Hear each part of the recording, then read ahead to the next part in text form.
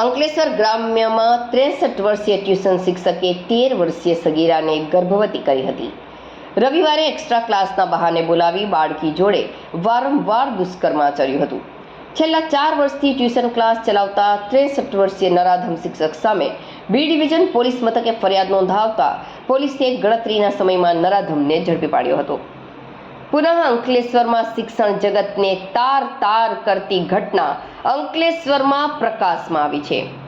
ગુરુ શિષ્યના સંબંધને લજાવતા વધુ એક કિસ્સામાં અંકલેશ્વરના એક ગામમાં છેલ્લા 4 વર્ષથી ટ્યુશન ચલાવતા 63 વર્ષીય ધનંજયસિંહ રામ અવતારસિંહને પોતાની પાસે શિક્ષા લેવા આવતી 13 વર્ષીય બાળકી પર દાનત બગાડી હતી અને બાળકીને એક્સ્ટ્રા ક્લાસના બહાને રવિવારે બોલાવી તેની જોડે વારંવાર દુષ્કર્મ આચર્યું હતું, જેને લઈ બાળકીને 1.5 માસનો ગર્ભ રહી ગયો હતો.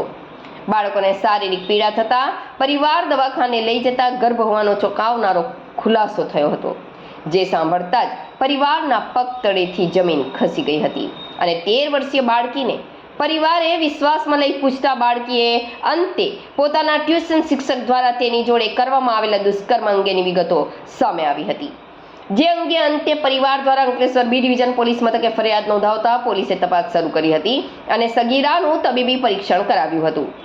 બીજી તરફ નરાધમ ટ્યુશન શિક્ષક ધનંજયસિંહ રામ અવતારસિંહને ઝડપી પાડ્યો હતો અને તેનું તબીબી પરીક્ષણ કરાવી તેમજ તેના ટ્યુશન ક્લાસ સ્થળે સાંયોગિક પુરાવા એકત્ર કરી પોલીસે રિમાન્ડની તજવીજ શરૂ કરી હતી.